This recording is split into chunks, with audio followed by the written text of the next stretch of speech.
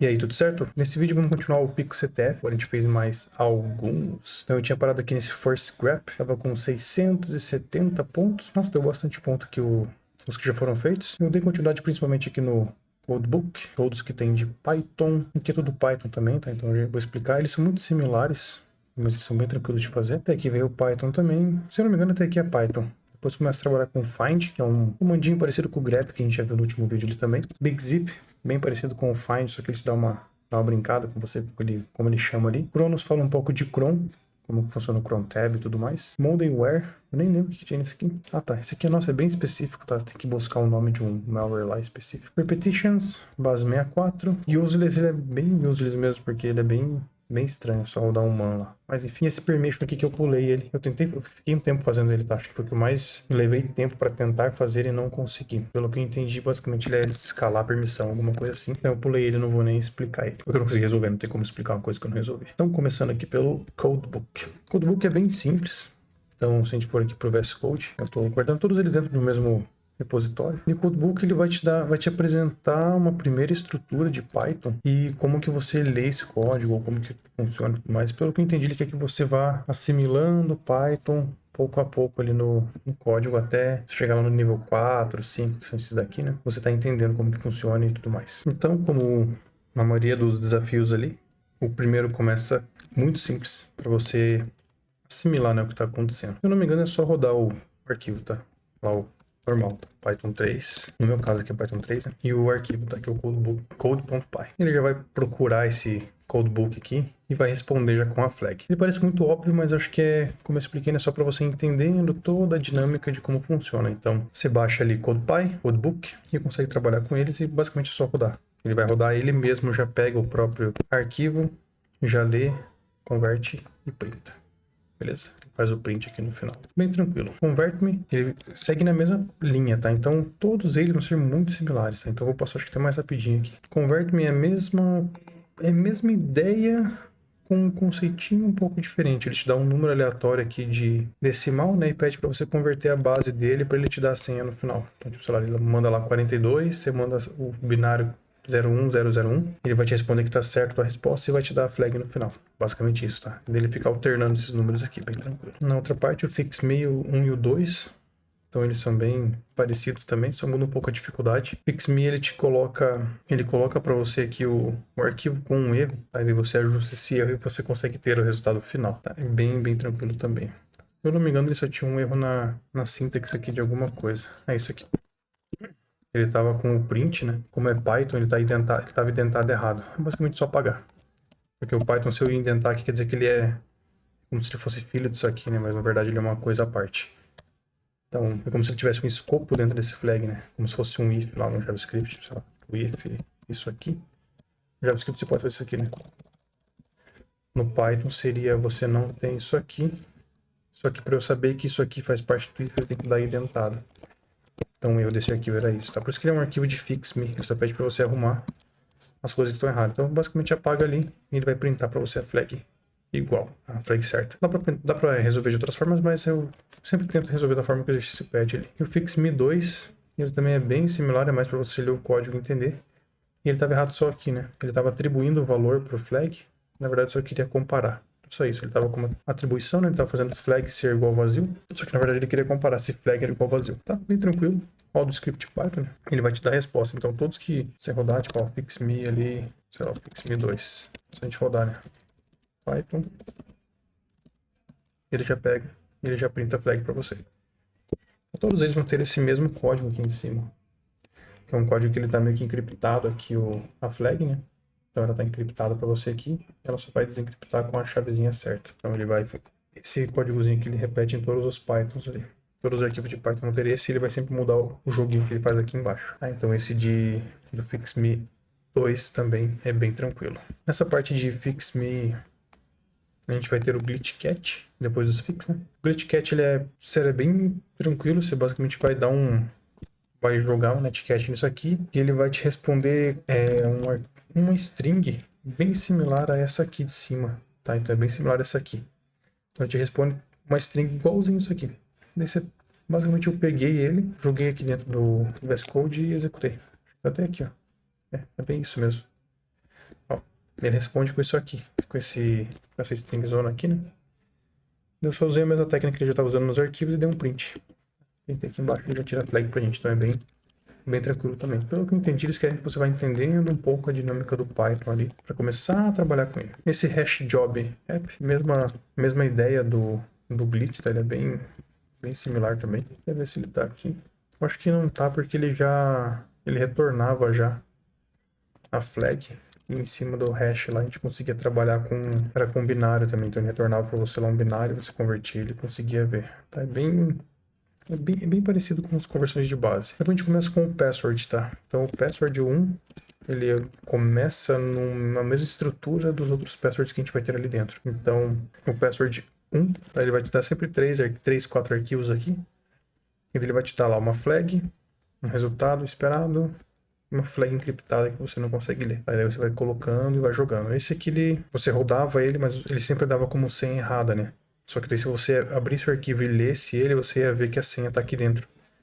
Porque ele está comprando a senha que recebe do input do usuário com um valor hard-coded aqui, né? Então ele meio que entrega a senha para você só de você ler o código. E eles vão aumentando o nível de dificuldade nessa mesma linha, tá? Então, tipo, você descobrir a senha de alguma forma ali dentro. Então, descobrir o código, descobrir a senha, enfim, você vai descobrindo aos poucos a senha ali dentro.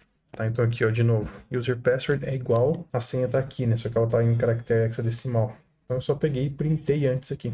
Tá? O password copiei e colei, ele printava o password antes de pedir para mim. Bem tranquilo também. É a mesma lógica toda, só vai aumentando o nível de dificuldade. Aqui ele faz a mesma coisa, tá? Então ele compara aqui com o correct password hash. Só que ele está trabalhando com hexadecimal, e eu queria comparar dentro de uma lista, então ele fala a senha correta é uma dessas 7. Nesse primeiro, eu já fiz um loop aqui, para ele printar todas e eu só comparar com o hash. Tá? Esse aqui não era a melhor solução, mas eu não sabia como que eram os próximos ainda. Tá? Então, ele só printava, eu via qual hash era igual, né? Igual esse aqui, que é o hash da senha correta. Comparava e usava ele como senha. Tá, para vocês entenderem aqui, deixa eu abrir um deles. Eu vou abrir esse o3. É bem tranquilo. Level 3, então, o que ele fazia aqui, né? Ele printava para mim o hash correto, que é o E116. Eu só vi aqui qual deles tinha o padrão de hash E116, que no caso é esse aqui. Eu copiava aqui assim. É isso. E ele dava a flag para mim. Se eu errasse a senha, né? Sei lá, pegasse o hash errado aqui, ele ia dar como password incorrect. E daí eu não ia conseguir resolver.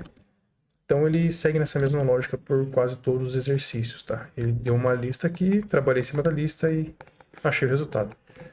Tem uma forma muito mais simples que é você tentar, né? Ah, tenta esse, depois esse, depois esse, depois esse, depois esse. Uma hora você acerta. Mas eu já quis fazer uma coisa um pouquinho mais otimizada aqui para ficar mais simples. E no outro exercício, já no 4, ele já piora, tá? Então acho que para você não conseguir fazer manualmente, ele já coloca 100 possibilidades de senha correta. Então já fica um pouquinho mais chato de você fazer 1 a 1. E também essa minha tática aqui de printar e ficar olhando 1 a 1 também, né? Já não é tão boa, porque já é 100. 100 já vai ficar uma coisa bem ruim de comparar. Então o que eu fiz aqui? Eu fiz só um if. Então eu comparei ele, se o hash for igual ao correct hash, ele printa ele. Acho que eu usei essa mesma lógica para muito não, para os próximos eu acho que eu usei essa mesma lógica. Ele resolveu quase que todos, tá? Porque como ele faz um loop, né? Ele já traz aqui, ó, senha correta, copia e cola. Tá bem tranquilo. Esse foi igual e esse aqui foi a mesma lógica, só que ele tava pegando de um dicionário, que daí é tipo um nosso monte de possibilidade de senha mesmo, que daí não tinha nem como ler, nem como fazer manualmente. Então o código faz a mesma coisa, mas a diferença é que ele abre o dicionário antes, né? Então ele abre o arquivo de texto e passa a lista para aquela mesma função que a gente viu no outro. Ele faz a comparação e decripta, digamos assim, né? Não decripta, mas ele pega a senha certa desse exercício em específico. Tá? Então é bem tranquilo também. Fechou esse aqui. Como te viu, né, no último vídeo ele estava com 600 pontos, tá com 2.000. Então foi uma galera de exercício aqui dentro. Então esse aqui é um pouquinho mais longo esse exercício, né? A gente teve uma diferença de ponto muito alta aí. Fechou os passwords crack, acho que foram de 1 a 5 ali bem similares. Esse aqui não entendi a lógica dele, mas sei lá, deve ter algum objetivo de ensino, mas era basicamente você baixar o arquivo e rodar. Não sei, não tem nenhuma dificuldade. Eu já tinha rodado antes arquivos Python, né? Não sei porque eles colocaram desse de Python aqui. Enfim, todos os outros de antes eu já teria que saber o que tem que fazer nesse aqui. Bem estranho. Acho que por isso que até a nota dele é bem baixa aqui. O Serpentina. Ele é bem similar ao que a gente já viu ali desses Password Crack. Mas a diferença dele é aqui. Ele tem 3 opções, né? Ele vai te dar... Ou você printa o Serpentina, ou printa uma mensagem de encorajamento, ou printa a flag. Tá? Só que a única diferença é que ele não tinha a função de print, se eu não me engano, ela não estava aqui, ó. Ela não tinha nada. Deixa eu até ver se dá pra voltar. É isso mesmo. Ele não tinha a função de print. Então, basicamente, eu só peguei e botei a função de print, que ela já estava ali em cima. Ela já estava aqui, ó. Eu só chamei ela aqui embaixo porque ela não estava sendo chamada. Tá? Então, bem tranquilo também. 0 segredos. Fechou esse. Ele trabalha com 2 aqui, tá? First Find e Big Zip. Então, a ideia dos dois é trabalhar com Find dentro do Linux, né? Então, a gente vai ter aqui o... Deixa eu fechar esse. First Find. Ele te dá um zip com vários arquivos, né? Muito arquivo para você ficar procurando. Basicamente, ele te joga ali e fala, ó... Resolva aí e tente achar um arquivo com o nome uber.txt, né? Que é como ele dá o comando básico lá. Então, se ele já não tá aqui, se find. Ele tem o do Big Zip, que é esse aqui, né? E a gente tem o do Big Zip é um pouquinho mais complicado, porque ele precisava de algumas... Tive que usar o grep junto. Mas esse foi simples, né? Então, find Uber Secret dentro de files. Ele achou aqui pra mim, né? O Uber Secret. Depois que ele achou, eu só dei um cat no arquivo. Tá? Então foi bem tranquilo. E depois eu descobri formas melhores de resolver, mas enfim, resolveu e já me ajudou nesse caso aqui, beleza? E o Big Files é a mesma coisa, só que tipo, é muito mais arquivo, cara. É absurdo a quantidade de arquivos que tem aqui dentro do Big Zip. É muita pasta com muito TXT, enfim, é uma coisa que este método que eu fiz aqui já não resolveria, tá? Porque essa listagem já seria muito maior, tá? Isso aqui funcionou porque ele listou para mim todos os arquivos e eu peguei o que tinha um nome específico, mas com o Big Zip não ia funcionar. Então com o Big Zip ele foi uma combinação, que foi essa aqui, ó. Eu fiz essa e eu achei essa mais otimizada depois. Basicamente ele faz um find dentro de toda a pasta Big Zip Files que tem aqui dentro. Então ele vai fazer um find ali recursivo, né? Passando por todas as pastas, subpastas e arquivos. Né? Então, entrando em todas as pastas, subpastas e arquivos, procurando tudo que for do tipo arquivo, que ele vai printar tudo que ele encontrar, ele vai tentar ler, né? Ele vai tentar ler o arquivo que ele encontrar e buscar dentro desse arquivo a palavra pico, que é o padrão do CTF ali dentro. Então, quando você roda, ele demora um pouco para encontrar. Quando ele encontra, ele vai numa pasta lá bem aleatória, que é essa aqui, né? Vai ser bem ruim de achar ela. E ele vai falar que lá no meio do texto ele tem aqui o pico. Então ele tem essa forma de trabalhar ali. O xargs é uma funçãozinha especial, um pouquinho mais antiga do Unix. Ele ajuda a passar argumentos, né, entre os itens também. Beleza? Então não é tão simples. Eu tive que pesquisar um pouco mais para resolver. Mas eu sabia que estava em torno do find ali, a solução, né, para ficar mais tranquilo. Esse aqui é o Chrome Tab. Então ele pede pra gente... Ele dá uma dica, né? Ou como que você faz para automatizar tarefas em intervalos, né? Para tarefas rodarem em intervalos no Linux. Eu já sabia que era o Chrome. Então eu fui buscando coisas que tivessem relação com o Chrome Tab. E daí eu navegando nessa máquina virtual que eles levantam aqui, você acha um Chrome Tab com uma tarefa para rodar a cada 10 minutos, se eu não me engano. E essa tarefa era a flag, né? Então a flag estava lá dentro desse Chrome Tab. Então bem tranquilo. Nesse Moneyware... Bem estranho, tá? Ele especifica aqui como que vai ser a flag, né? Tudo mais. E ele fala que um amigo foi hackeado e pediram para ele pagar alguns bitcoins para ele, tá? Eu já sabia que normalmente esse tipo de recompensa, né?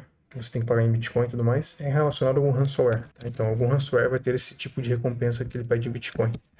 Isso aqui é uma chave de carteira de bitcoin, né? Eu pesquisei ela. Quando você pesquisa, você vai achando alguns nomes, né? Tipo Petya Ransomware. Eu tentei primeiro com Ransomware, que não era, né? Não dava certo. Depois eu descobri que era o Petya. Era específico do Petya essa carteira aqui.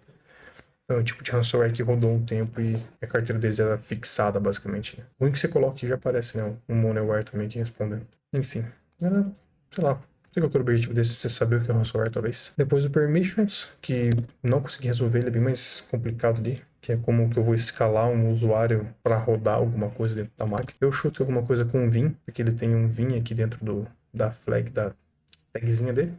Então eu chuto que seja alguma coisa assim. Mas não resolvi ainda. Repetitions é bem tranquilo. Eu baixei um arquivo, esse arquivo tinha um base 64, que quando você decodificava ele era outro base 64, que você decodificava e era outro base 64, então você fazia isso, sei lá, umas 5, 6 vezes, ficava decodificando o resultado, e no final você tinha a string do flag. Então era um base 64 encodado, encodado, encodado, encodado até você conseguir resolver ele. Não era complicado. E esse aqui é o useless. Achei bem useless mesmo, porque ele é só para você entender acho, como funciona o man dentro do Linux. Ele levanta uma máquina para você, tem esse comando já instalado lá, que é o comando useless, e você roda um man useless, ele vai ter para você a explicação desse comando useless, e lá no finalzinho tem uma assinatura com a flag, que já vai estar resolvida. Beleza? Então isso aqui foi interessante, deu para resolver algumas coisas de Python ali dentro, como que o Python funciona, alguns itens assim. A parte de Find eu achei mais interessante. Find, como que funciona e como que trabalha com ele mais específico, né? Creio que vai ser bem útil isso aqui quando tiver uma máquina específica buscando por algum valor, por algum arquivo, alguma coisa assim. O Find é bem... Find combara com grep, alguma coisa assim, ele é bem completo. Então é bem interessante também para trabalhar. E esse de Permissions eu quero pegar ele para resolver depois, porque ele parece ser interessante, né? Escalar, você ter um acesso fechado e você conseguir escalar para um acesso maior. Isso parece interessante, parece bem útil, né? Então, basicamente foram esses pontos aqui dentro do Pico, beleza? Já passou por algum desses aqui que já resolveu? Só comentar aí, valeu. Até mais.